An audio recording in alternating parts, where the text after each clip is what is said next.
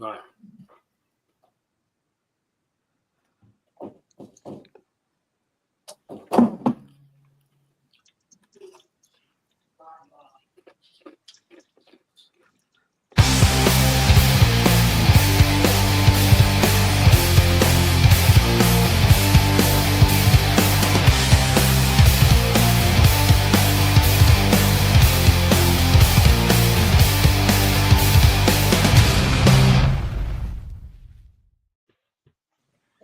Welcome back, NoDQ Galaxy, to this week's NoDQ review. I am your moderator, the Cleaver Colin Andrew, with a stacked panel tonight. Joining me, Aaron Rift, as always, my co-pilot, Big Papa Gino. We got the Renegade, JJ Williams, Big Baller G, and returning after I don't know how long, former WCW Tag Team Champion, former WCW Hardcore Champion, the Don, Big Vito Lagrasso. It is so good to have you back, my man. What is going on? It's good to be here in the No DQ review, something I helped build and bring the ratings to an elite level. I'm glad everybody's here. I'm glad everybody has a paying job. Aaron didn't pay me when I was doing it. I just want to let everybody know that. But Colin, you're at the top of the list. You know, it's Hollywood squares. Look at this. We're filling all the squares. It's great. Big Baller G is in the house. He's looking good. Aaron, co-owner of No DQ Wrestling, because we really know who runs the shit. We got my man Gino on the side, and we got the Renegade right here looking to gain some rep. Just jump on my coattails and rise to the top, people. We're going to have a good time. And who's leading this? Who's speaking first? Am I talking to you? Am I talking to you? Am I talking to you? Who am I talking to? Talking to me. All right, here we go. All right, let's go. All right. Gino, how we doing, bud? We are doing well. I'm really looking forward to talking about tonight's topics. The road to WrestleMania, as it kicks back into the United States, is getting into full gear. Oh, can I even say that when talking about WWE? But anyway, so looking forward to talking about tonight's topics. Looking forward to being here. Vito, nice to meet you guys. We're gonna have a good one, and don't forget to check the date. We're gonna keep you on your toes. Very, very nice. Yes. April Fool's Day, indeed. JJ, how's it going, man? How's it on the West Coast? Doing good, my man. Doing good. It's always fun coming over here to the No DQ review, interacting with you fine gentlemen. Big Vito, pleasure meeting you, getting to interact with you. Looking forward to the topics you've got in store, Colin. All right. Thanks for being here. It's been a while. Mr. G, what's going on, bud? Nothing much. It's good to see the Don back. It's been a minute. Doing good. Had a rough weekend. Got some news, but family drama, but going through it. Got some new headphones. Hopefully they work a lot better. Right, JJ, after this past weekend. But like I always say, let's get this ball rolling, baby. All right. Remember when we started this? And, just for everybody, let's reminisce a little bit. There was a guy who was in a closet with his mom's clothes behind him. Can you name that guy? Can we name him? We can name him if you want. No. We were all on good terms. But it was just a good time because those are one of the funniest times. I know Gino and the Renegade are sitting there going, all right, this is something. We'll talk about it off air. We can't discuss family business on air and discredit anybody's reputation, because I'll get yelled at or I'll get hate mail. Vito this and Vito that. Who gives a fucking shit? This is ratings, people. This is ratings. There's so your one F-bomb, Aaron. Well, because it's Vito and he's not getting paid, he gets a pass on the F-bombs. There you go, see? Not getting paid again. We just verified it. But you get to use the F-bombs. I'll let you use as many as you need to. Oh, I believe it's the only thing I'm getting for free on this show. I mean, Jesus Christ. Seriously, though, Vito, it's great to have you back on. You were one of the originals of the No DQ review. Virtue is not on the panel tonight, but Vito, we do have Virtue in the chat room with us. He's contributing. He's giving his thoughts. Oh, yeah. Yep. We're going to see the jelly come running out of his donut tonight, boy. I'm telling you, it's going to be bad. Absolutely. And it's great to have Cleaver Colin Andrew pulling some strings. He's putting together these panels. He's doing a tremendous job. We had a tremendous turnout last week on the No DQ review. Cleaver is doing wonderful. The man with the beard is in charge tonight. He's got our topics. So on that note, Cleaver, I'm going to throw it right over to you. Let's get this ball rolling. Go ahead, Colin. Let's run this shit. Let's do this. The band is back together. Let's go. All right. So we got cut off last week. We ran a little bit long. We didn't get to talk about Cena and Cody, but I think it was for the best because of what happened last night. We saw an awesome promo between both men. Both men cooked it. No pun intended. We had multiple AEW references. We had multiple Vince McMahon and old school references. We had a lot of cursing from what I was expecting. Especially, I wasn't expecting Dick. That's for sure. But and then we finally, after all these weeks, we finally saw Cena throw a punch and Cody get the upper hand. I want to know everyone's opinion on what you guys think of this so far, because I think this is cinema. This is amazing. I'm very happy with it. And, The Rock's not even there yet. So what is that going to add to this recipe for a great main event? Vito, it's been a long time since you have been on. I want to give you the floor on this one because I know your mind for the business, your background in the business. I want to know what's going on up here, buddy. All right, guys, let's go from the back. Let's really start from the back, okay? Cody Rhodes started in OVW, right? Got the job. His father is very famous, Dusty Rhodes. His brother Dustin, who is my favorite gimmick in all of wrestling, in Gold Dust. I love Dustin. I love that gimmick. If we put the dress and Gold Dust together, that could have been a dynasty. You know how many swinging dresses we would have had across the nation. I'm telling you. And I know you guys were kicking it back then. But I mean, hey, let's keep everything on the down low. I know you got wives and kids now.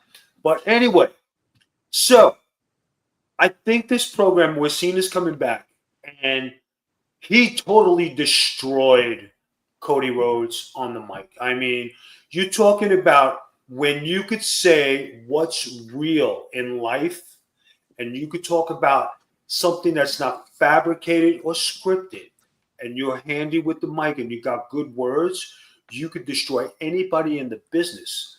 But today's business is so scripted and you have to be so ethically correct that it takes away from the genuine feeling of what's going on out there. But Cena is a master on the mic. He did have some great promos, like when Roman Reigns was first starting, and he told him it was this A, B, C, D, E, F, D, and you suck, and I'm waiting. Go ahead. Hey, that's not bad. And he just rolled with it. Now he's doing it to Cody Rhodes, because Cody Rhodes, when you look at it, he really hasn't had the competition, and WWE has protected him in these 2 years that he's had the title. Okay. Is he a great wrestler to say he's elite? No. Is he, let's say, in the middle of the pack? Yes. Okay. We're talking about wrestling skills, guys. We're not talking about, greatest athletic ability or anything like that. But because of the push of the company and the way they portray him. Now, remember, when Cody Rhodes came over from AEW, he first said, I do not want to do this on my father's coattails. I want to make it as the American Nightmare, right?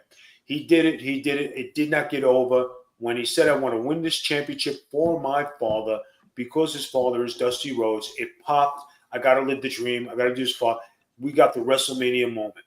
Now that we got this going on, and in the past 2 years, there have been some good rivalries and good feuds, right? I know nobody believes he beat Brock Lesnar legit, because I don't. You know what I mean? Let's be realistic, guys. And then when you talk about Roman Reigns, who had a great run as a champion, and you talk about some of the other individuals who are there. Kevin Owens, who always puts on a good show and is a great heel. You know, we talk about some of the other competitors that he's fought. There have been some good rivalries, but nobody is on the elite level like Cena or The Rock. There's only very few of those guys in the business, and when they are in a program with you, they are there to pull you up by your pants and bring you to the top. Nobody's been able to raise the bar for Cody Rhodes for him to be the elite guy. He's still missing it. What needs to happen is he needs to lose this title. And everybody remembers Wrestling 101 still works, right? Baby faces chase the heel. And for the next year, Cena's here and he's going to be a heel. He needs to be chased for that title with The Rock in tow and everybody there. And if Cody Rhodes is the one to regain it, great. If he's not, who would you like to see take it back? Roman Reigns is a guy and he is elite and he did prove he can run it and he can carry a company on his back. Thanks to guys like John Cena, even guys like The Rock, who even tried to pull him up, but he wasn't ready at the time. But he eventually learned how to do what needed to be done to be elite. Cody Rhodes is stuck in neutral because he hasn't been able to over the top. He does a great presentation. I think the crying is overrated. I think his emotional stuff, that's not what you want to see as a champion. Because when I look at a champion, and everybody out there and all of our panel, when you look at Ric Flair, man's man, he went out there, spit his venom. I'm the greatest. I'm the best. I'm Ric Flair. You know what I mean? He had his stuff. You knew he was the man. I got to wrestle Ric Flair, right, in a program, and it was an honor and a privilege. But I still knew who I was wrestling. In today's, version of what wrestling is, when people get in the ring with, Cody Rhodes as champion, I don't think there's that feel because Cody Rhodes hasn't gotten above that star rating. He's not in the Hogan era. He's not in the Flair era. He's not in the Warrior era. Not in Bret Hart's era. Not even in Mr. Perfect's era. You're talking about the greatest of athletes who came across WWE and WWF time. Like the Macho Man and the Undertaker. And there's so many other, even Batista. And so many other guys out there. But when you talk about what's there in front of us today, right, you have CM Punk, right, went over to another company. The shine of the light wasn't on him like it is on the platform of the WWE. Came back to WWE. He had to bow his head, eat some crow, and here he is wrestling in the main event at WrestleMania, right? Well-deserved applause. But you got Punk. You got Rollins and you got Reigns. That is a good main event. Who will come out on top?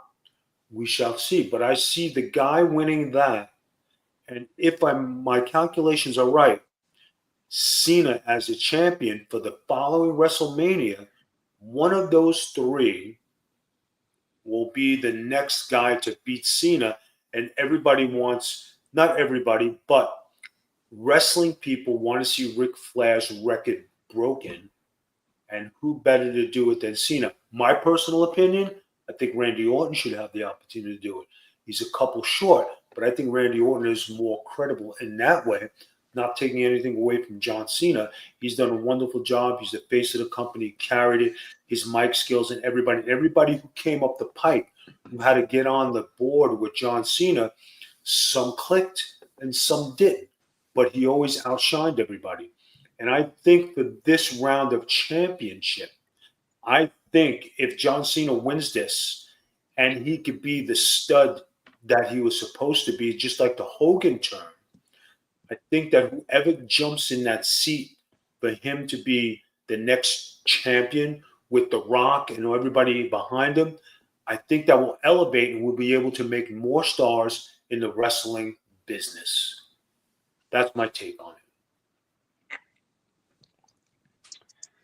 Okay. Very, very what's the word I'm looking for? In depth. In depth. Yeah, very in depth there. Yeah, I mean, you're not wrong though. I mean, we've discussed it last week. We've discussed it on other streams that the winner of that triple threat match could go after, Cena, especially the WWE Championship is more important in my eyes than the World Heavyweight Championship, especially with things going into WrestleMania season. But no, excellent takes there, Mr. Vito. But if you're really looking at guys who are over, right? And now Mhm. the panel, I really want you to look at who's more over, Jey Uso, Cody Rhodes. Well, it depends on which way you're looking at more over. Merchandise sales, you're looking at crowd reactions. Talking about who's the guy you want to see and who's the guy you're going to get into it with more. It's Cody Rhodes or Jey Uso. From personal experience, I've been in the crowd with both of them. I had more fun interacting with Jay than I did Cody. Okay.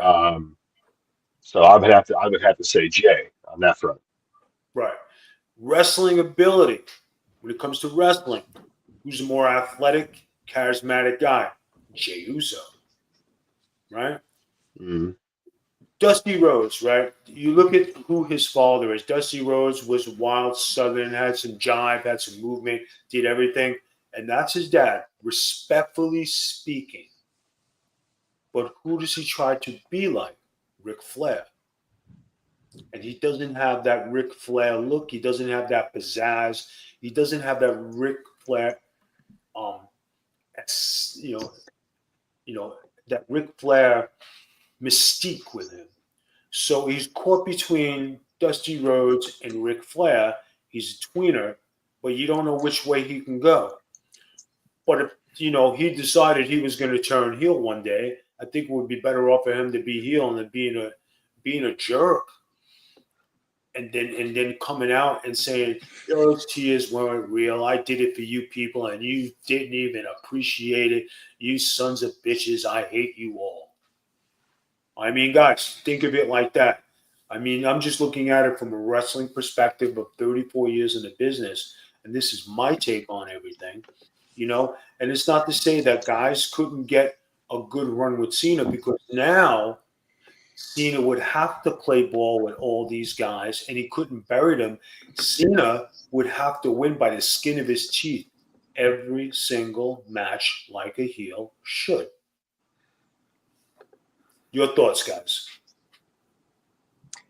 Well, being at the Royal Rumble, I definitely think Jey Uso was right up there with Cody Rhodes as far as those reactions go. And I think Jey Uso is definitely not getting enough credit for how much of a connection he has made with the fans. People like to say, oh, it's just the yeet catchphrase, but he has that charisma, as you said, Vito. He has that personality and that showmanship that not that many wrestlers have. He just has that ability to connect with the fans, and I don't think he gets enough credit for it. He really does deserve this world title match. He deserves the main event as far as I'm concerned, and I've been one of his biggest defenders. I think he 100% deserves it, and I think fans are too harsh on him. No, for sure.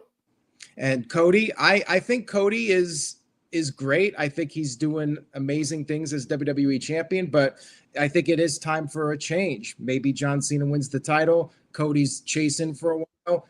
Then you got CM Punk. Fans definitely want to see CM Punk versus John Cena. I think they've already planted the seeds for that one. You got a lot of options with John Cena as a heel. You can do John Cena versus CM Punk. You can do John Cena versus Cody Rhodes. You could do John Cena versus a babyface Roman Reigns. You could do John Cena versus a babyface Seth Rollins. You got like 4 or 5 main event matches you can do this year with John Cena as the heel champion. And now I'm wondering, is Cena going to win the title because Cody laid him out at the end of Raw? And apparently that was Cena's last date until WrestleMania. And if that's the case, John Cena looked weak there on that episode of Raw. Makes me think he's winning the title unless we see something with The Rock. So now we still got to wonder what's up with The Rock. How does he fit into all this? So, I thought it was a great segment, but I do think John Cena verbally got the best of Cody Rhodes just because he is top tier. I mean, CM Punk and John Cena are the two best guys as far as I'm concerned on the mic, and I don't think even Cody Rhodes is at that level. Okay. All right, let's hear from the rest of this, Hollywood Square. Somebody else speak. Come on, 'cause I got a lot to say. I usually run this shit before I send everybody to their room. They have to go do their homework. Come on. Have some fun, guys. How the F do we even follow Big Vito with everything that he just laid out? Like, he just Shawn Michael'd us, come out the opening contest, follow that. What do we even say to piggyback off of what Big Vito said? Well, defend Cody. I don't. I think Cena bodied him last night. It was an amazing promo on both ends. I do think Cody got some good shots in, talking about how the fans never chanted that Cody can't wrestle and all that stuff, bringing up the heat that Cena's had with the crowd, the mixed reactions over the years. But overall, Cena has just destroyed Cody week after week after week on that mic because, to your point, Aaron and Vito, there's very few people that are on the level of John Cena when it comes to picking up that stick.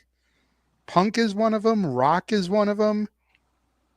And then you're really racking your brain trying to come up with people. Roman is at that level now, but he wasn't back in the day. It took that rivalry with Cena to kind of really help elevate him to that next level.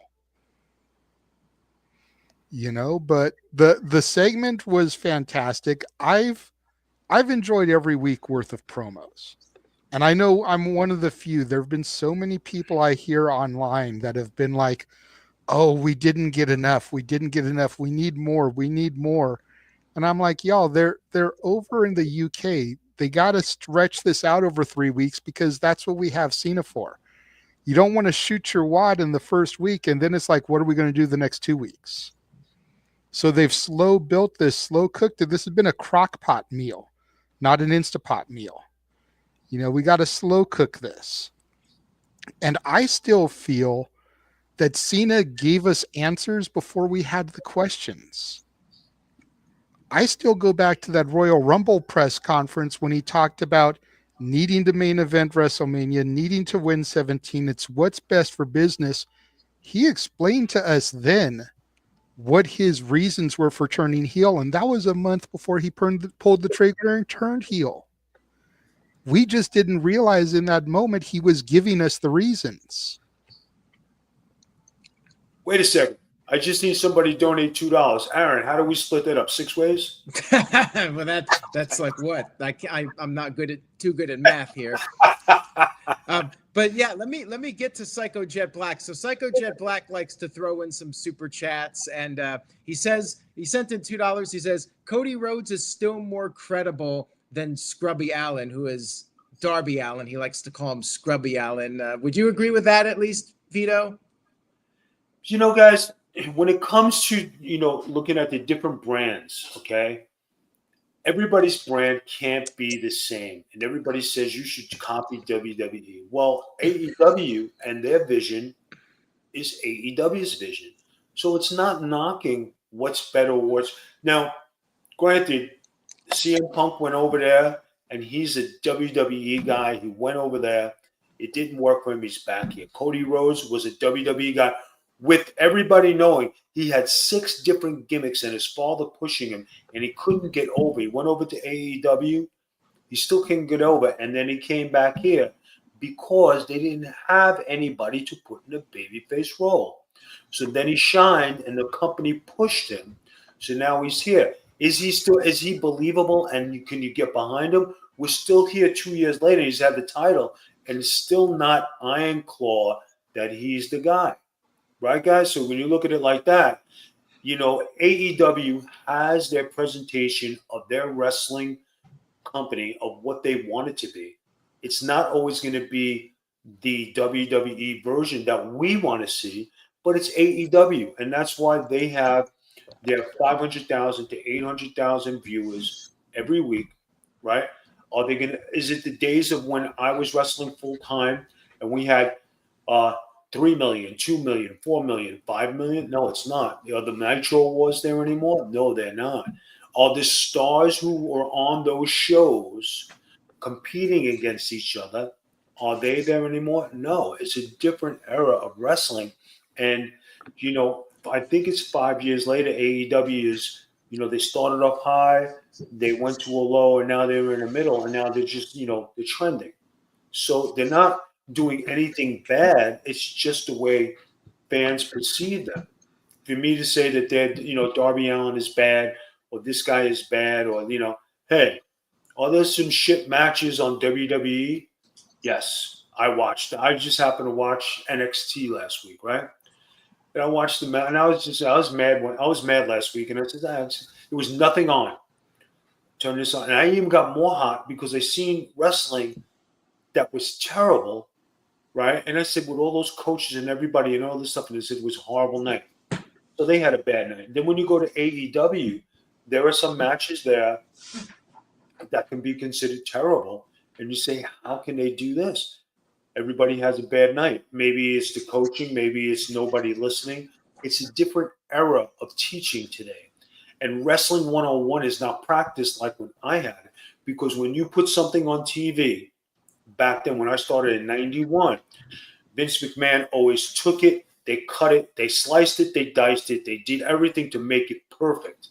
When you watch wrestling today, it is less than perfect with a lot of flaws and a lot of holes in the craft of professional wrestling.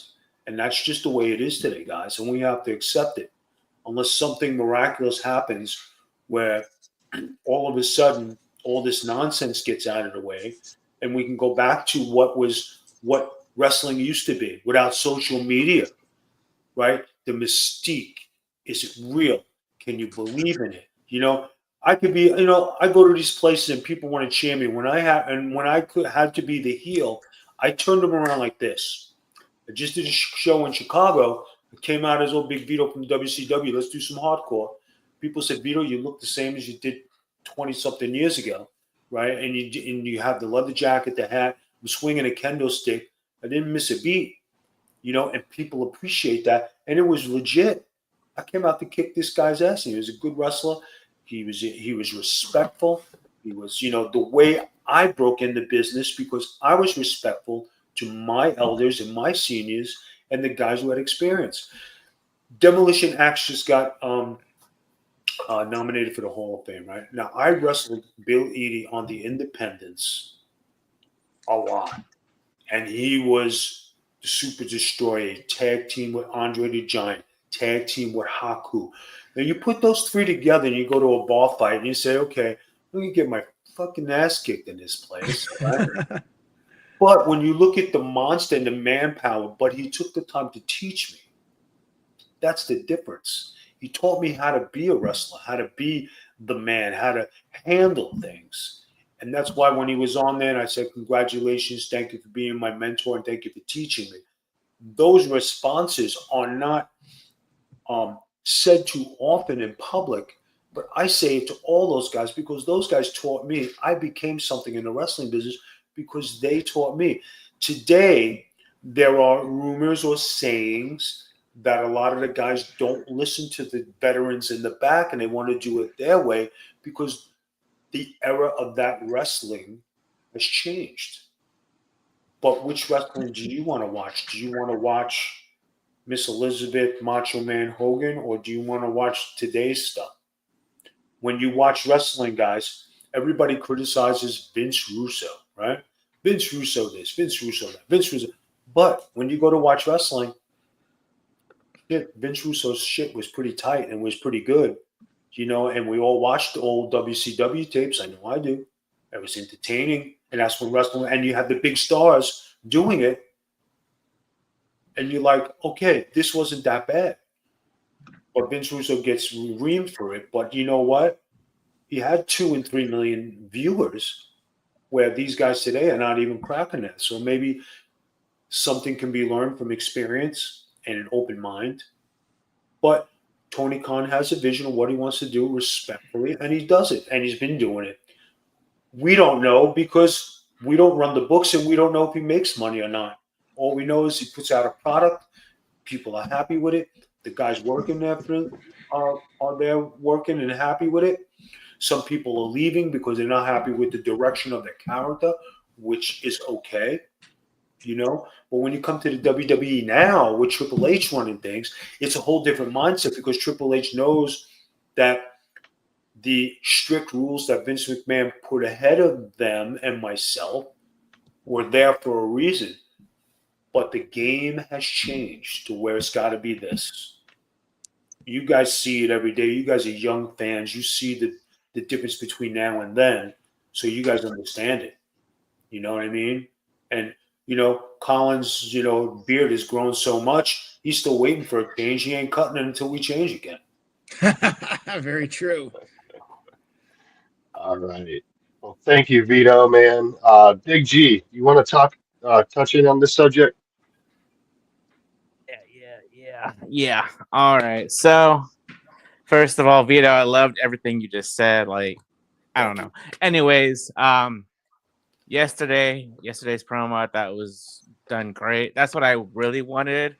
I wanted Cena to come out first and then Cody to come out right after, not wait for Cena to come out, talk, and then Cody come out, interrupt him, and get like 2 or 3 minutes, and then that was it. Now we got Cena, Cody right away.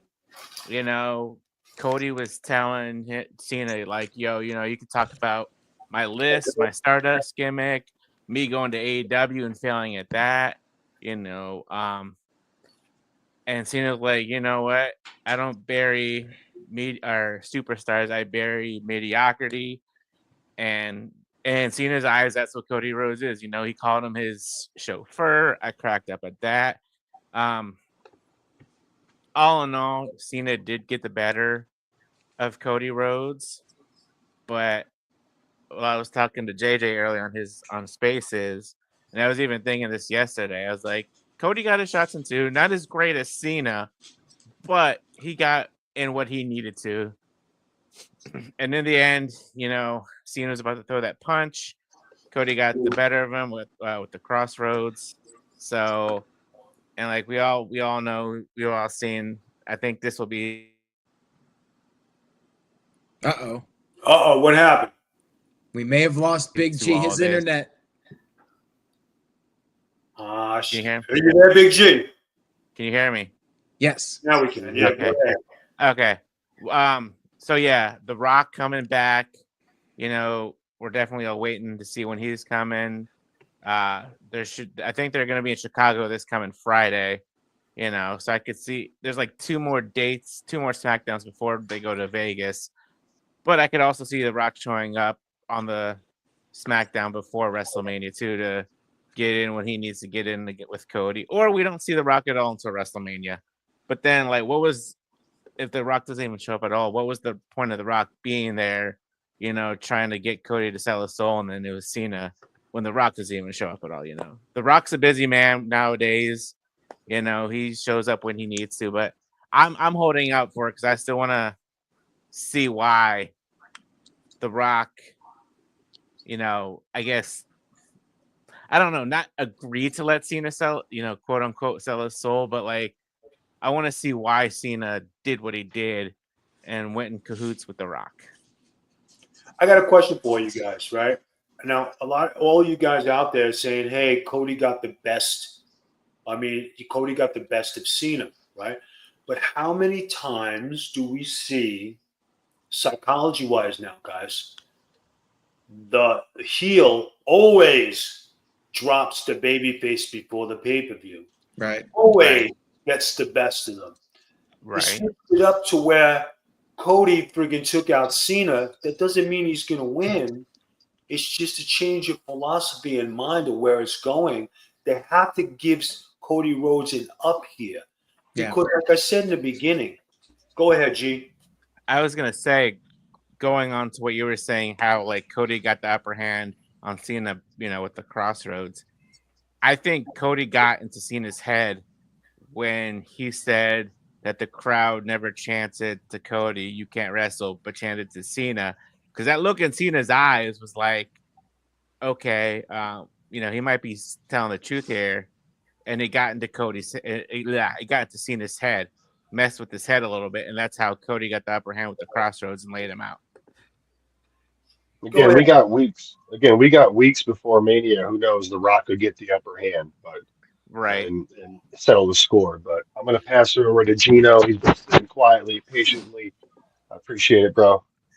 What was yours? Yeah, absolutely. Don, it's very nice to meet you again. Pleasure having you here. Obviously, you were one of the originators. We were going to let you educate us all on the business, and I appreciate the ability to listen to you say what you had to say, and you guys all made good points for sure. So in the effort of time, I will try to be as succinct as possible.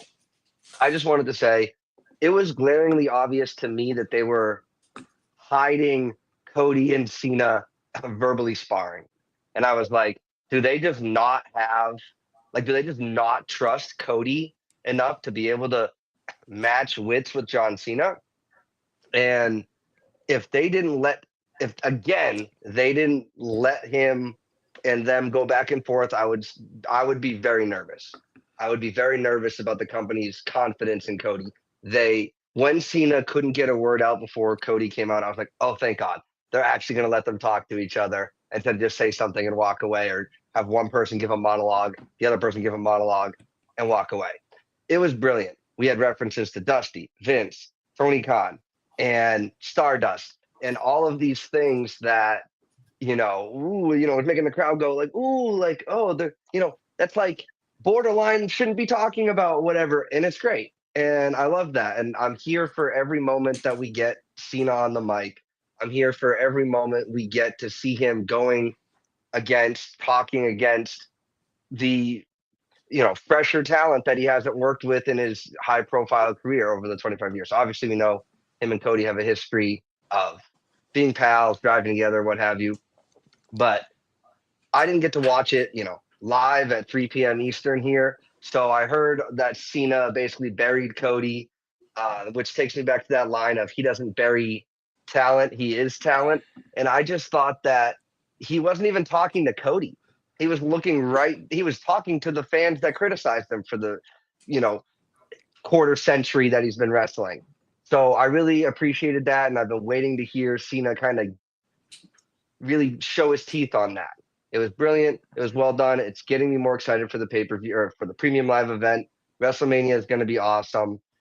Whether or not the Rock factors in, obviously he's going to factor in, but Cena and Cody are doing a brilliant enough job, in my opinion, at keeping this going. I didn't know Cena wasn't going to be on TV moving forward. I really hope that's, they're going to do some surprise, because it feels like WrestleMania season, you've got to be having your all hands on deck.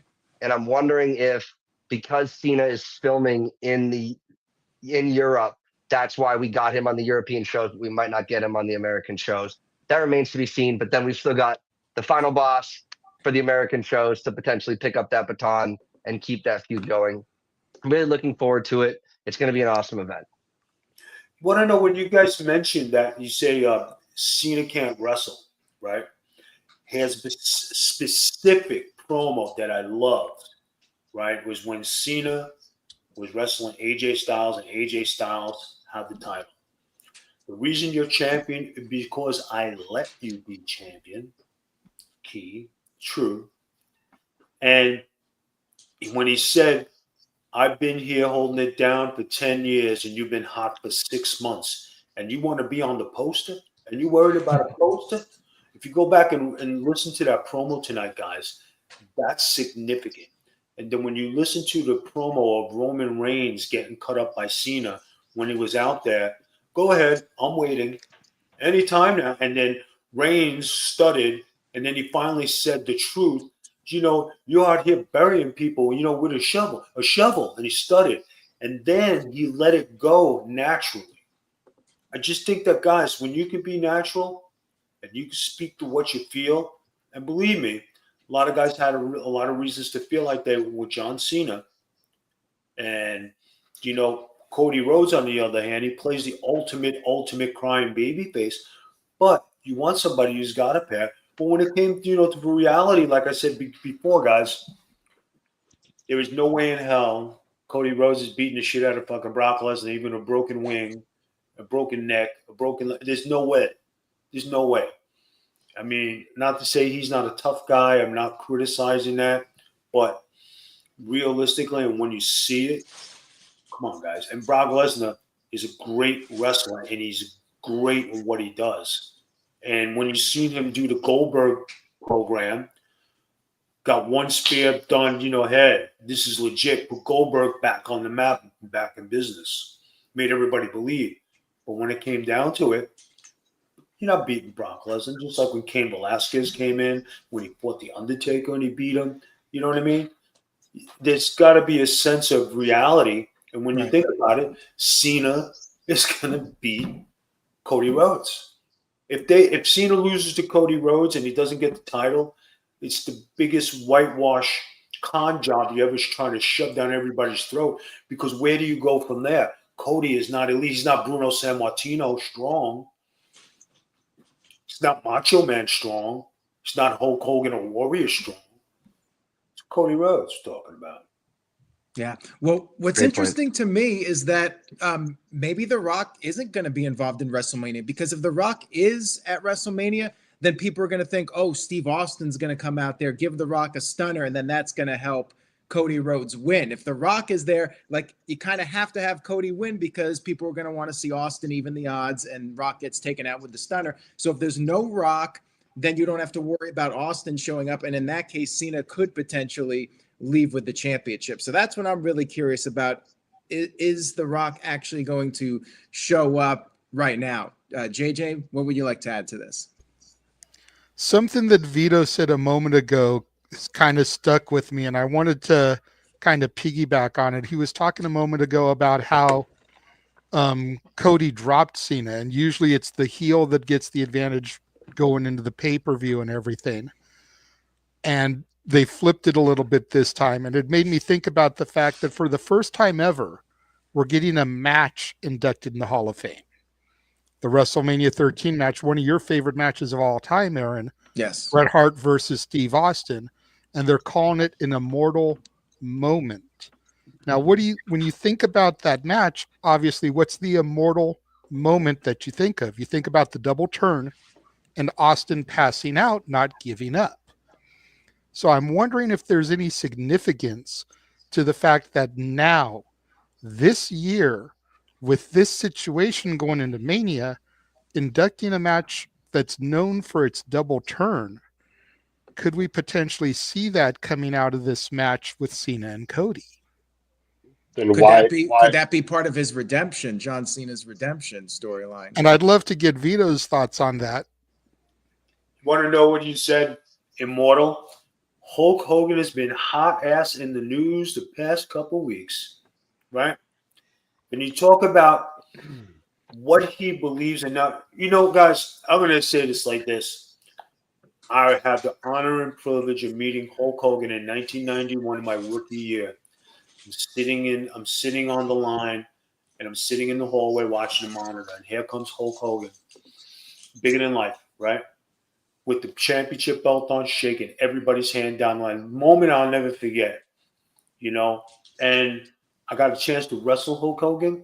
I got a chance to speak and be friends with Hulk Hogan. And when you talk about wrestling back then, what I didn't know about politics and this and that were behind the scenes, right?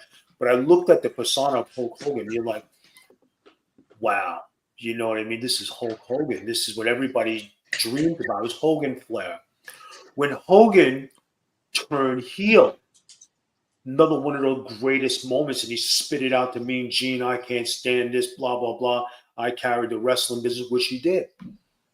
When you talk about being immortal now, wouldn't it be something if Cena and Hogan actually started a new NWO with The Rock, Hulk Hogan, and Cena? Yeah. What if Hogan is the third guy, just like before? Seriously, everybody would be like stunned if Hogan came to help Cena because they didn't like each other, and all of a sudden they joined forces to beat little Cody Rhodes. That's a story in itself. Yeah, what I mean? It is. That would be very interesting, and I would not hate it. I mean, I would be hopeful. Not at all. Hogan doing something with Cena, that would get eyeballs. Like people would maybe complain about it, but they would be tuning in for that. They would not be looking away. And when you think about it, Hogan got booed and crucified when he showed up, and like in the beginning of the year when he showed up the first time, and people boo, boo, boo, and he played off it with his beer commercial and who he believes in politic world, which is of none of our businesses. It's his personal life, but then with everything that Hulk Hogan is associated with after his wrestling career. You look at, okay, this son of a bitch is a heel. All right, now we got something. Because if the WWE plugged him in to be a heel, you don't think people would believe it and be like, I knew it all along. And you son of a bitch, and I hope your beer truck crashes and you don't get your order. All right. Aaron, I see we got a ton of super chats to go through. Yeah, so Psycho Jet Black just went to town, so I'll try to get through these relatively quickly. Psycho Jet Black says, I now want to see John Cena bury Darby Allin. Man, that would be like a 5-second match if they got in the ring. Vito, you want to talk about like suspension of disbelief? Like if it was John Cena versus Darby Allin, Darby would be beat in like 10 seconds. Come on now. If it was AEW, they'd go like 20 minutes and Cena. I don't think it goes 20 minutes, but I'm still mad about when Billy Gunn put Darby Allin over with one of those bumps that he does. It was just one of those bumps. And Billy Gunn is a built, big, 6'4" jack son of a bitch. And you mean to tell me one of those bumps was going to take out? That's why I don't believe. So Cena versus Darby Allin would probably be a good match for maybe 5 minutes. But ultimately, nothing against Darby Allin, but you're talking about John Cena and you're talking about Darby Allin. 2 different times in the business, 2 different, two different bodies, 2 different eras going at it with each other. So there's nothing bad disrespectfully to Darby Allin or John Cena, because if Darby Allin did beat John Cena, what would that make him? Immortal Ric Flair times 5. Yeah.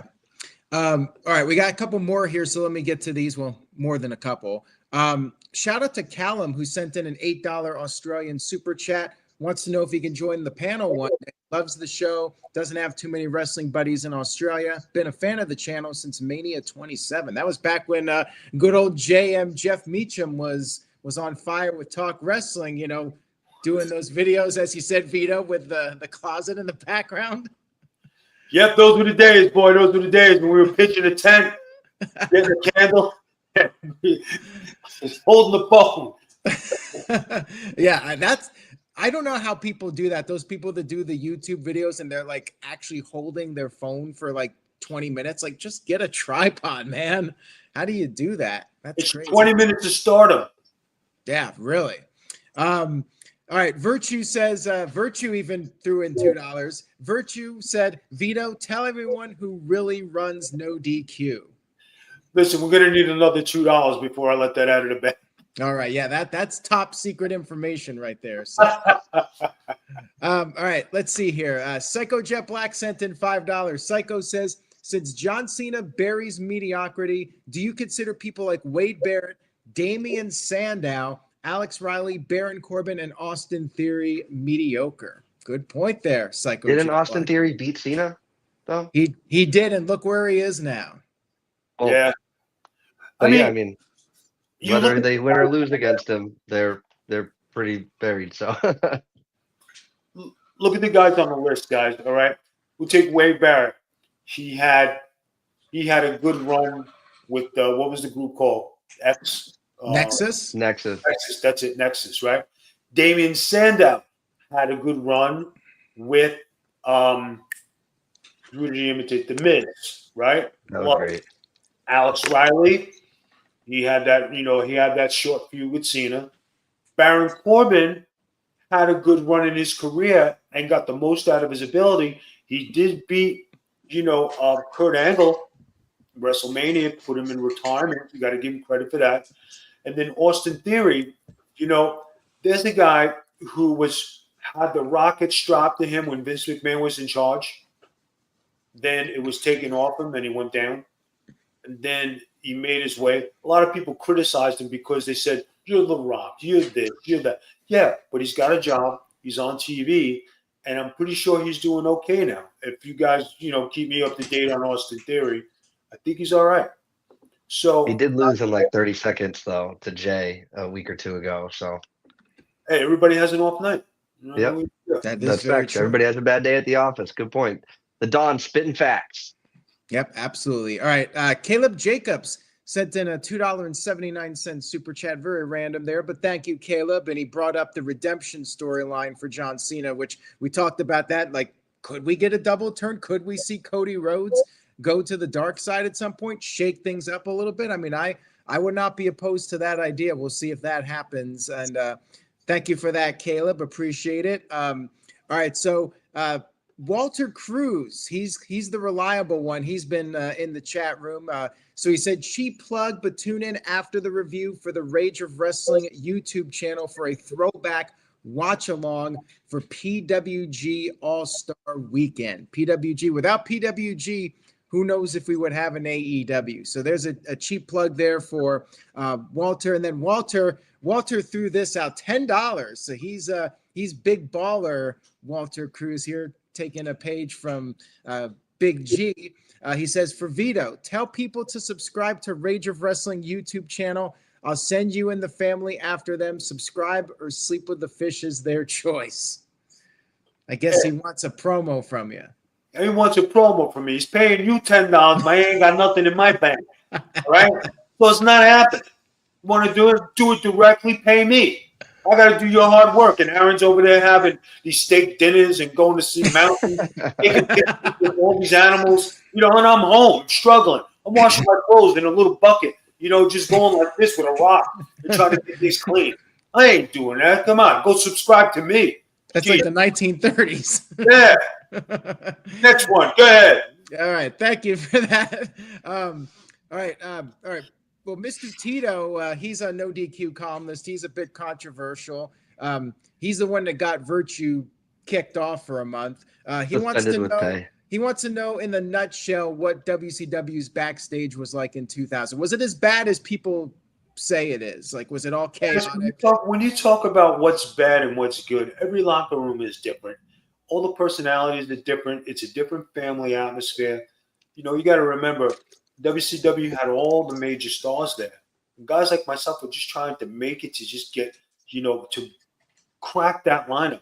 But when you become a champion and then you get to hold 2 titles in a company and you get TV time, you make your way and you have to earn your respect. Those veterans wanted the young guys to earn the respect to get the opportunity to be top guys. And that's the best way to put it now that you look at it back then. But would I trade anything from my WCW days? Absolutely not. I enjoyed it tremendously. It was good. And I got to wrestle the best of the best and be involved in some historic stuff and get to wrestle in the Nitro Wars. And when you think about when they used to compare Big Vito, WCW with, WWE stars, and you had the Mamalukes against DX, or who were the better tag teams, you can't buy that kind of nostalgia. You know what I'm saying? So it's all good. Walter sent me a private message. He said he's got you, Vito, if you want some of his product. Now, his product is a certain recreational thing that certain people partake in. Colin knows what I'm talking about. Walter actually grows this stuff on a farm. He said he'll hook you up with something if you want it. You know what? For that kind of hookup, Tulsa King, I might have to dabble in that. You know what I'm saying? Expand my family business. All right. We'll talk about it. After the show, send me your information. We'll do something. It's much appreciated. We're all having a good time here. So if I can help you out, and all good, bro. All right, there he is. He just left a comment here in the room. All right. Walter said he also wants to know your opinion on the NXT D'Angelo family. I've seen you comment on social media about them. Guys, the D'Angelo family. It's very obvious who should be there. It's very obvious how we could help bring them back. I've watched, I've spoken, I've said it. The fans have said it. It's been 2 years in, and still we're waiting. I have had conversation with WWE when the Nunzio thing happened. I was going to go, and then it didn't happen. They said they were going to use me in Florida. We're waiting. But people know who the real Don is, and you just don't become a Don by showing up and saying, hey, I'm a Don, and this is my underboss, when the underboss is 20 years old. A Don is somebody with experience who's done it, can be your consigliere, could teach you how to be a hitter in the business before you get this Don estique. And I always say this, and then I mean this. He has the tools. He doesn't have nobody guiding him, and there's a lot of great teachers out there, but he doesn't have the right-hand man like a consigliere like myself to instruct him. Like when Nunzio was when Cruiserweight champion, and I had a talk with Nuns. I said, Nuns, you got to stop wrestling like a contender, and you got to be a champion. He said, Vito, I am. I said, no, you're wrestling like you want to win the belt, not like you got the belt. And that was the thing that me and Nunzio established, wrestle like a champion, and it sparked him, and it brought him over the top. Johnny the Bull, when he had won the tag team titles, Johnny was greener than green. He listened to me. I protected him. I said, John, do this. But Vito, I said, no, we don't want to expose you. Do it this way. Tony D'Angelo has the tools and speed. He's got the heart in it. He's got nobody guiding him like I would, because I've done it. I've lived it. I'd love the opportunity to go out there. I know the fans would buzz, the internet would break, and everything would be hunky-dory. And us taking out whoever the family is that's on there with Sean Spears and all these guys, and get rid of the rats that Tony D'Angelo has in his family. And then how about Tony D'Angelo and Big Vito going up to SmackDown and wreaking havoc on the next level? I like it. I think that's a great idea. WWE, take note. I'll have to put this clip up on the NoDQ social channels just so the message gets out there. So thank you for that, Vito. And now we'll get to Psycho Jet Black, and then we can get to our main event topic here. I know Cleaver is he's ready for it. Psycho Jet Black says, prediction, JJ will not watch WrestleMania 41 on the 72-inch AI UHD TV. It's been sitting back there for like 2 years now. Also, Vito, can you give Big G advice on how to deal with bad neighbors? Have you ever had bad neighbors, and how do you handle them if they're causing ruckus? Well, guys, when you got bad neighbors, right, you can always go knock on their door and speak to them, right? And that's the polite thing to do. Hey, invite them to a party. Don't help them if they're not, if they say no. If they're constantly being bad, of course, doing the results to, call the cops. If that doesn't work, sometimes you got to take matters into your own hands where nobody's watching and nobody knows anything. But I'm not saying to do that. But sometimes a good speaking to kind of clears the air on things. And I'm not saying you have to be violent, but there comes a point where you got to put your foot down. You got to stand up. You got to show up and let the people know I'm no push off. I'm not a jerk off. You're not going to take advantage of me. And I have kids or I have family. I don't know your situation, but you got to stand up for yourself. And as far as your 72-inch, I got an 86, and I am getting the 100-inch. I just want to let everybody know. There you go. See, I spend all my money going to the mountains, so I just have like a 52. Oh, I know. Whoa, yeah, we know that. I mean, God forbid you send anything to us. Even like guitar. I mean, it's funny. Aaron goes on these wonderful trips. You know what I mean? Oh, my wife, she's treated like a goddess, and he's in the mountains going like this with all the money. Right? You think he'd go like this, and here, guys, no DQ. Thank you. Instead, he's out there in the mountains take care of the boys, yeah. Instead of like that, I mean, hey, I mean, we know what's what. You know what I'm saying? Not even a Christmas gift for the ratings. Watch this ratings blow up. They say, hey, Vito, you want to come back next week? And I'll be sitting here going. Yeah, I got to get it together, man. Give us what we need. What's the main event? All right, Colin, we're ready. Let's do the main event here. All right. We saw last week on SmackDown, Paul Heyman tell CM Punk it's in there. You are now a WrestleMania main eventer. And then Roman saying, oh, yeah, you're welcome. You're welcome. And we got left with that little cliffhanger of, that's not even the favor I asked for. or that, not even my favor. What the hell is Punk's favor from Heyman? What is this? A title match at SummerSlam? As soon as Reigns gets the belt again, he gets a match against him. Like what can we think of? Gino, we'll start with you. Thank you very much, Colin.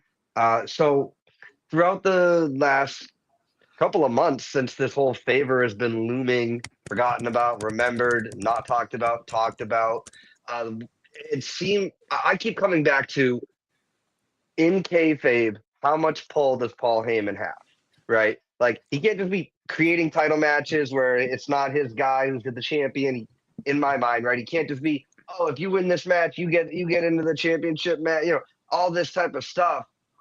So for me, I almost feel like it would make. I mean, it's not a very babyface thing to do, but CM Punk's always been, you know, not doing the babyface things, but still getting the babyface reaction anyway. I kind of feel like it's somehow, some way he'll call in a favor to win this particular match, whether it's Paul Heyman betraying Roman Reigns or something along those lines. I mean, because I'm sure it's going to amount to, oh, you know, the favor is the title match or whatever. But like how are they going to explain Paul Heyman's pull kayfabe wise? Like I know he's got the influence backstage and all that stuff. That's great. Just trying to rack my brain. Again, kayfabe wise, how much pull does he have?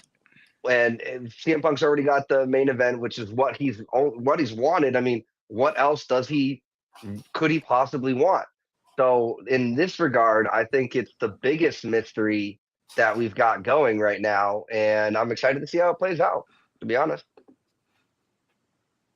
Oh, no doubt, no doubt. There's 100 different swerves, and who knows what. But in just a few short weeks, we shall hopefully find out. Big G. Yes, yes, yes. All right. So it, this has been racking my brain for like the past couple of weeks. We all thought it was going to be the man of WrestleMania. And we finally got that in the signing last week, like we all saw. And Punk said, Gino just said it, and we all said it. That's not the favorite he's owed. So I'm thinking, what I thought was going to happen during the signing was that Punk wasn't going to sign that contract. I thought he was going to pull his favor and say, I want to be part of either the world title match or the title match between Cena and Cody. But what I could see possibly happening now is Punk wins the triple threat, and then, we see on social media him talking to Heyman or something like that and saying, all right, I want my favor. I want to be added to the WWE title match tomorrow night. I mean, yeah, it's another triple threat match, but Punk gets his favor that he's owed. Or the favor that he's owed is, I mean, I don't really see him needing Paul Heyman, but having Heyman leave Roman and going back to CM Punk. That way CM, that way Heyman can be his wise man, But there's so many things that could happen with this favor. Those are just my two thoughts that could possibly happen. Or, he could, it still could be the title match, but at at Backlash or even SummerSlam or the night. It, like Aaron said, the Raw after Mania needs to be big again. So why not have the title shot off the Raw after Mania? That way, that can feel like a special show once again. But that's my take on it. So,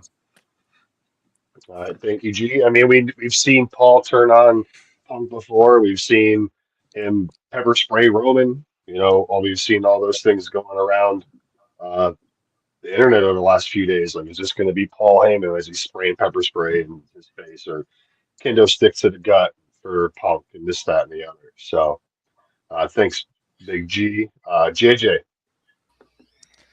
I think Big G is onto something here, and I spoke a little bit about this in the spaces that I hosted earlier today. I almost wonder if Big G was listening anonymously, because what he said there almost is verbatim what I said on the spaces today.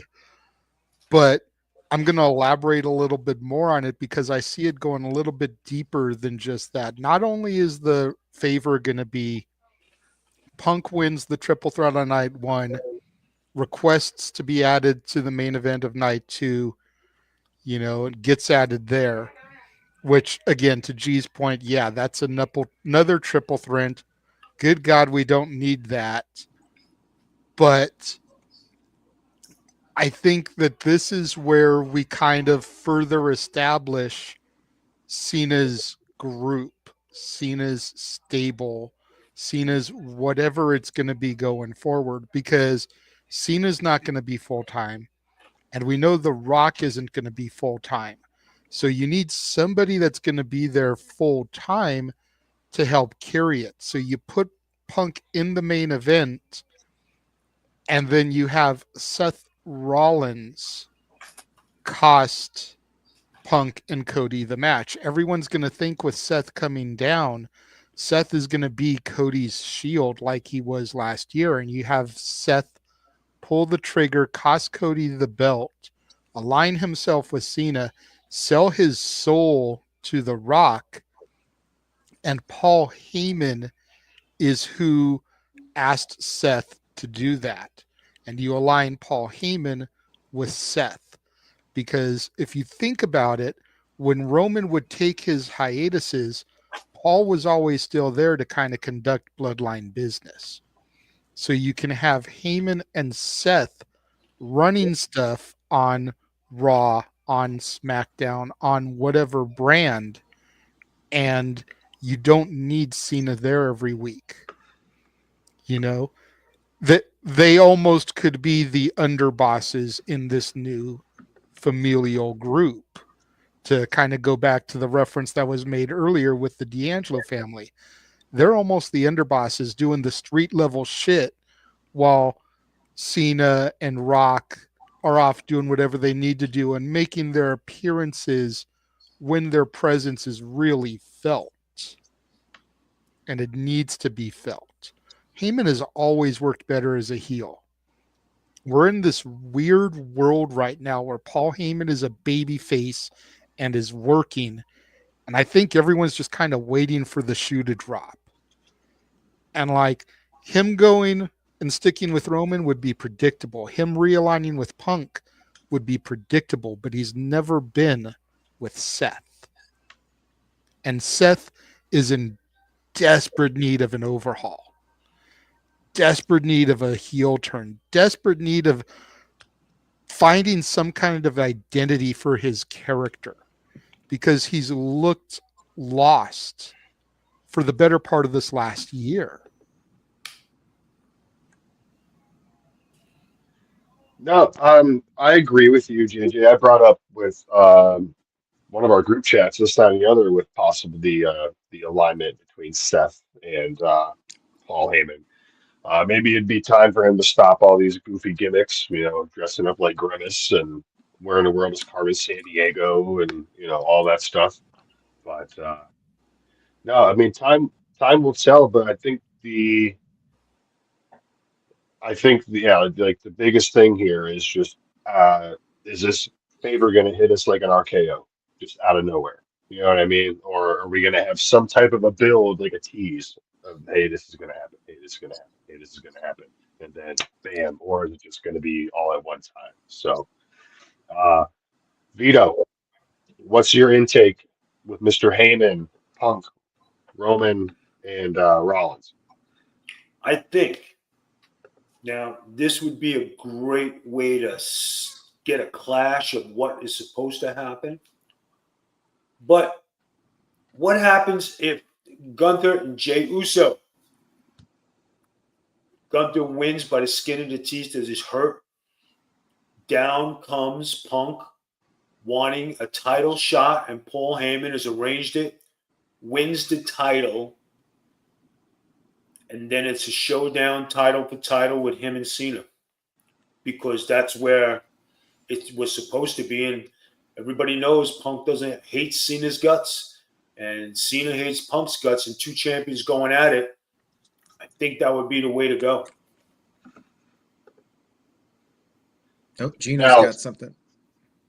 Real quick, Don, that just sparked something in my mind because Cena's been talking about he's going to be the last real champion and he's going to take that title home with him. What was I didn't watch a lot of AEW with CM Punk, but wasn't he the real world champion? So we can have two real world champions going at each other. That's actually, if they don't book that now, I'm going to be sad. Why is Mr. Tito shitting on WrestleMania 9? You having a bad milk day? Come on. Say something nice. Yeah, Mr. Tito loves his hot takes. Oh. See, but do we need to do champion versus champion though? Because we just have Roman and Brock a couple years ago, champion versus champion, title for title, and now we have the gold version of the WWE Championship. Like, because at that point, wouldn't they just merge them again? Like they do every single time. It's championship for championship. They just merge them together, and then we get another weird looking belt. So. But just for say, right, guys? Just for say, here's just like outside the box stuff, right? Say they did go this way, and all of a sudden, you got CM Punk. He beats Cena. He's standing there with Paul Heyman, and who comes from the back? Brock Lesnar. Where does his alliance go then? And you continue the storyline of who will Paul Heyman be with? CM Punk or Brock Lesnar? Yeah, and people were talking about like a triple threat Roman versus CM Punk versus Brock Lesnar. That would have been an interesting triple threat. All three Paul Heyman guys. Who would Paul Heyman sign with? Like that's something they could always do. This guy Experience chimed in, going back to earlier. He says, Don, I have tried talking to neighbors. Time for payback. So take that for what you will. All right. So if you're talking about payback, we don't talk about it on the network. We don't talk about it here where you can get arrested. Okay. Now, we're not talking about a name, an address, or phone number, but if you got to do your business and you got to handle your business, be smart about it. Do something where you're not going to get yourself in trouble. There you go. Words of wisdom right there. Words from the Don. True You got more super chats? We're actually caught up. I think maybe Psycho Jet Black fell asleep. Maybe that's a good thing. Maybe we'll get out of here at a decent time. All right. I just wanted to say about this whole angle, like, I think it has to have something to do with the championship. CM Punk is going for that title. He got his WrestleMania main event, but the other thing he wants now is that world championship. Now it's just a matter of when it's going to be. Will it be night 2 of WrestleMania? I'm not really a big fan of them doing another triple threat. Maybe it's the night after on Raw. Maybe it's Backlash, but I feel like that is going to be what the favor is. CM Punk will somehow get Paul Heyman to guarantee a world title match for him. Although if it's like the winner gets a title match, then everybody's benefiting from the favor. You would have to think that this favor specifically benefits CM Punk. So I'm very intrigued what they're going to come up with here. They have several ways they can go, but it's definitely one of the more interesting storylines as far as CM Punk and Paul Heyman and where that's all going to go for WrestleMania. So Cleaver, I don't know if you have anything else to add to that. What's going to happen with that favor? Any final thoughts on that? I mean, retrospectively, it's in my mind, it's a championship match, but I'm just hoping for something a little more out of the box. You know what I mean? Something more predictable. Would you like a Seth Rollins Paul Heyman alliance as a swerve? I think it would. I think it could work. I mean, we've never really seen that side of. Sorry, she's just back and forth. It's driving me nuts. It's just we have. What would Paul do though? Is Paul just going to stand there and look at him like he does Reigns? Is he actually going to be his mouthpiece? Because Rollins doesn't need a mouthpiece. Again, neither does Punk. But again, he's a wise man for a reason. Maybe he could be Seth's visionary at that point. You know what I mean? That could be his new term. Instead of a wise man or advocate, he could be the visionary or whatever. I'd be down for it. Again, I just want something a little bit more out of the box than a championship opportunity. If you want a championship opportunity, get your ass in Money in the Bank and win it. You know what I mean? Like, I don't know. Don't drop the ball the next time. I have no idea, but I just want to see something a little bit different. So, but JJ, I mean, everybody assumed that Punk's favor was going to be the main event at WrestleMania. And, you know, to his point, he was gifted that and he didn't have to ask for it. But he's only the night one main event. The main event is the last match that goes on. That's the way it's always been, you know. So to everybody's thoughts, his favor could still be the main event, but he wants to be that final match of night 2. He didn't want a main event. He wants to be the main event. I mean that's an out of the box idea that maybe CM Punk ends up closing out both nights of WrestleMania. You never know. never say never when it comes to CM Punk, because guess what? He's back and he's in the main event spot of WWE's WrestleMania. So a year and a half ago, 2 years ago, we didn't see that coming. So, Yeah, imagine that if he main events both shows. so if Punk can get back into WWE, so can Vito. So let's go and get Vito back in the swing of things. All right, guys. Listen, this has been a great show. I had a great time doing this. I always miss doing this. It's just that life, takes us in different directions. And this was, an honor and privilege to be back with my guys, and especially the new guys. Thank you for having me tonight. I hope you guys, the ratings go off the charts where Aaron has to pay me next time. So now, but always, a lot of things can be said about guys in the business who never help the young guys, right? And when Aaron started this, right, we did this because we liked it. And, I came on the show and we did a bunch of episodes. It wasn't anything money-wise that would say, oh, yeah, he's doing it for this. I did it because I enjoy this. And I wanted, I help Aaron, I help Virtue. You guys built up a great rapport and you had a great fan base. You guys got something good going on there. And now that you have new guys here who could hopefully pass the tradition on.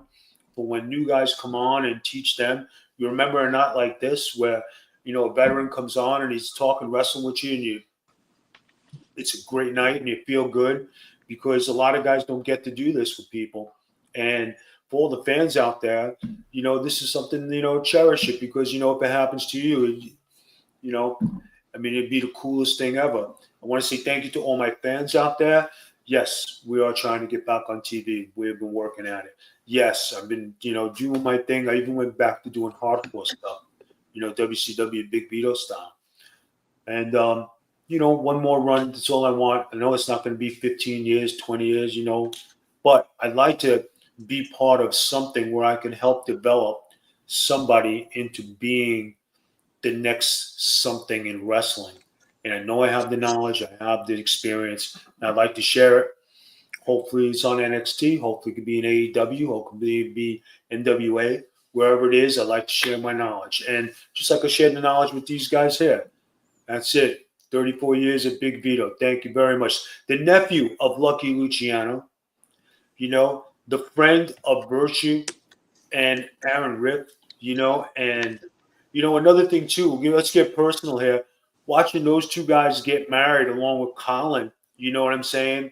And watching them develop into family men has been another great thing, because, I knew these guys when they were single and, they were, doing their thing and getting through life, and everybody's got their thing going on. But you know what, guys? You guys made it. Congratulations. It's good to see you guys are doing good. It's awesome. And hopefully everybody from this tonight on, watch the stuff. If you want to catch me on my stuff, I'm the Big Vito brand on X. I got YouTube at the Big Vito brand.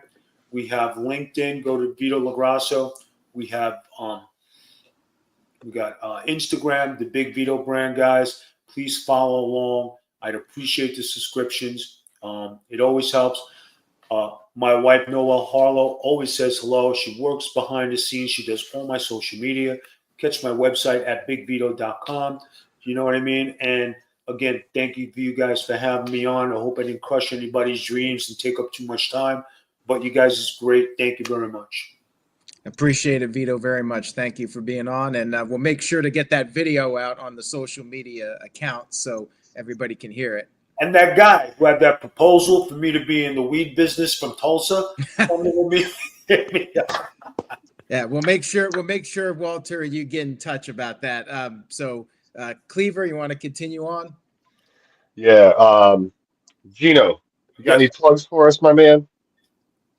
Yeah, it's a slight variation of the last one, but as always, and Vito said it greatly. Thank you to everybody for tuning in for this community and this space that we have to. Well, can't call it a space. Sorry, botch. This place we have to talk wrestling with people, like you said, Vito. Not a lot of people get to do this and have people in their lives that they can talk wrestling with, and this is just one of the coolest things ever, like you said. So thank you, Aaron. Thank you, Virtue. Thank you, Vito, for helping start everything. Thank you, Colin. Thank you, Big G. Thank you, JJ. Honored to be here, guys. Thank you, Gino. It's been fun having you on every week and chatting with you more in the off time too. It's been fun. So, Big Baller G. Yes, Where can Aaron, people find you? Well, first of all, I don't know. I'm so freaking proud of my wife. She wrote her first children's book. You can go on Amazon, check out The Fox and the Poppy. She's currently working on her second and third book, possibly a fourth book about wrestling. I'm not too sure yet, but I gave her that idea. But yes.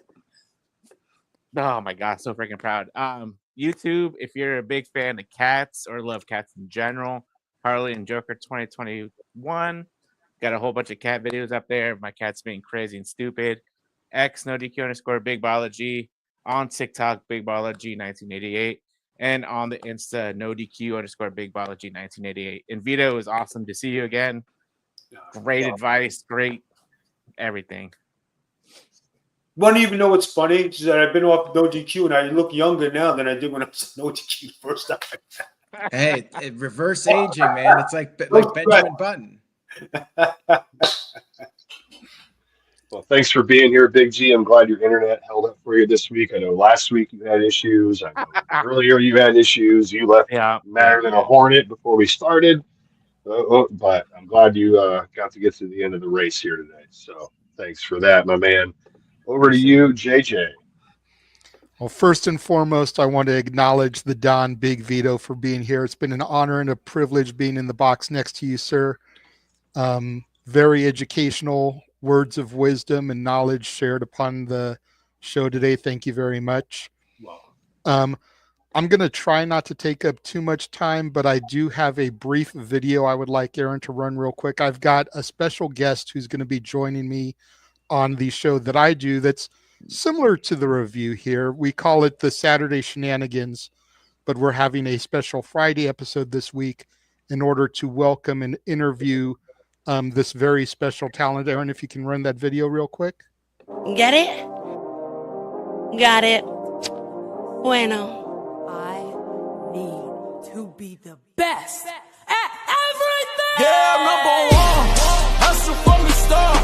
Aim to be the best. No excuses, we go hard. Every single day we win it, win it, win it, win it, win it. Every single day we win it, win it, win it, win it, win it, win it. Yeah, number one. Hustle from the start.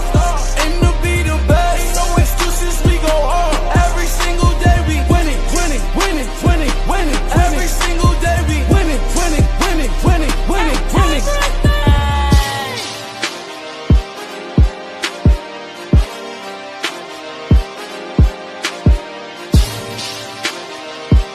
Get it? Got it. Bueno. Yeah, number one.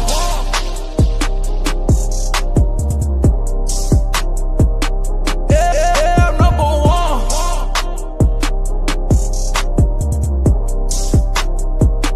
Yeah, number one. Hustle from the start. Aim to be the best. No excuses, we go hard. Every single day we win it, win it, win it, win it, win it. Every Get it? single day we win it, win it, Got it. win it, win it, win it, win it. Bueno. We're going to be welcoming La Princesa Tiffany Nieves to a very special Friday episode of The Shenanigans. This woman, she's a former OVW Women's Champion, Mission Pro Women's Champion, one half of the Shine Tag Team Champions, the inaugural Destiny World Women's Champion, the inaugural Future of Women's Wrestling Champion, the inaugural NWA Exodus Champion. She may or may not have just become one half of the NWA Women's Tag Team Champions. The way they do their stuff now, they film what would have been a pay-per-view and then they air them in hour episodes on the X platform. Just going to have to wait, tune in, and see how that fared for her. Cancer survivor, battled cancer at the age of 18, survived it, and she's now traveling the circuit, 4 years in the game, defeating all of her adversaries, racking up accolades. It's going to be an honor and a privilege to welcome her to a Friday Shenanigans episode.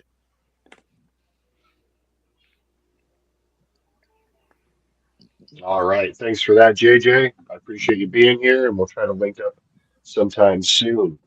I think Psycho Jet Black is sending some more stuff for you there, Yes. Mr. Aaron. First of all, this guy Experience sent in $2. He said, could be as simple as crown him the winner of the three-way. I think that was an earlier comment. I'm not even sure what that was a reference to. Does anybody remember? To the triple CM threat. Punk's favor. Yeah. Oh, yeah. Yeah, I mean, we'll see if he has some kind of stipulation in the contract that gives him an advantage. I mean, I don't know if Roman Reigns has to lay down. I mean, they won't do that at WrestleMania, but they might come up with something where CM Punk has an edge over not John Cena, over Roman Reigns and Seth Rollins. We'll see what they do. Psycho Jet Black sent in this $2 super chat. Vito, who are the funniest wrestlers you have ever met? Oh my God. Just there's so many wrestlers who are funny. I mean, I can't even. Nikolai Volkov was really funny. The Iron Sheik, anytime you listen to him speak, was pretty funny. One of the funniest versions of going back and forth was when I was with Demolition Axe and King Kong Bundy. So I'm sitting there, young punk, and I'm wrestling both of those guys. And they were going razzing me. And I said, what the frig are you talking about, Ding Dong Bundy? Right? So Axe goes, oh, look at that, ding dong, ding dong. Vito, you're a fucking bit of smart ass. You know what I mean? What the hell? And you talk about guys who was just razzing each other and going back and forth. And then there's another time when Greg Valentine was one of the greatest guys. He always liked to have a good time. He always liked to have a beer, right? So we go down to, we were somewhere. We go to a bar afterwards. He comes flying across the bar, punches me in the face. Kid, I love you. And he would start telling these jokes. And I'm sitting there with a jaw. Put this on your chin, bro. It was a cold beer. Well, you talk about funny guys. Owen Hart was very funny. Knobs always the famous Ric Flair missing eyebrow on the plane from WCW when Flair was going for the mayor's job, right? We're on the plane. Ric Flair wakes up. His fucking eyebrows missing. Everybody's like, oh shit, what the fuck? Brian Knobs wakes up. You believe this, Flair? They freaking got me too. And he freaking shaved his own eyebrows. So nobody would think he would get caught. But then the funniest thing had to be, and this is still going on today, who shaved Quattro Pluma's eyebrow? This is an Indian guy who wrestled in the 90s in WWC Puerto Rico. He was the shits. And I got stuck with him. I couldn't stand him, right? So talk about doing something to somebody, right? I would torture this poor bastard. He lived in the apartment with us. So I said, man, you keep being a smart ass. Oh, you're not going to do nothing to me. I said, okay. I said, so the next morning, his feathers, his war dress was in a pot on the stove boiling, right? So that was good. So then they take him out a couple times, and he never drank before, he never did pills. So they take him out, they pill him up, they drug him up, and he's friggin' on there. He goes to this strip club. He's dancing on stage with all these burlesque ladies, right? So then he's screaming out there, I got to find me a woman. I got to find me a woman. Well, they found him a woman, but it was a transvestite woman. He thought he was in love until he knew the next morning what had happened. Jeez. Those are the good times of wrestling. Yeah, I got stories that are really like, you'll be like, wow. I mean, but a lot of the guys were funny. Some guys were serious. Some guys were easygoing. But you know what? All in all, everybody has their good points, and everybody's got their funny in their life. So kudos to all the wrestling industry. And if the game was like that, I don't think 3/4 of the guys who are wrestling today, I don't think they have thick enough skin to handle the ribs that were going on back then. Yeah, I bet so. Yeah. Last thing I want to plug before we sign off here. Thank you for sharing that, Vito. Much appreciated. We got the No DQ merch store. We got the new No DQ review T-shirt, the green shirt, and of course the original review moderator. That's Virtue's new shirt, and I'm sure he'll be wearing that when he makes his return to the No DQ review. Check that out at nodq.com/merch. And that's it for this week. Cleaver, go ahead and sign us off. All right. Thanks to everyone out there watching live or on demand. We appreciate that. Aaron, Gino, JJ, G, and especially Big Vito, thank you all so much for joining us tonight. Follow me on Twitter at the Cleaver No DQ. Follow me on YouTube, the Cleaver No DQ. And as always, check out the Big Vito brand. Miss Noel, much love to you, dear. Vito, thanks for joining us. It's been a while. Thanks for the years of friendship between us, and let's try to link up, maybe talk some business. Or We can't talk some business. You know what, Aaron? You know what? You give Broke Shoes a new shirt. Everybody needs matching shirts. So we gotta look like a company, like a family. Send everybody a shirt, would you? Got to work on that for sure. Get everybody a shirt so we all have the green. He just didn't work on it. We ain't getting a shirt. Forget it, guys. Forget it. Forget it. We're all gonna have to wear white T-shirts like the old days, just so we match. So buy the Hanes 6-pack. Exactly, the Hanes 6-pack. Yes, sir. But thank you guys so much again, and we will be back next week for episode 330, and with another lined up panel, and maybe another return from someone we haven't seen in a while. So stay tuned. Make sure to hit that like button, and we'll see you next time. Thanks, guys.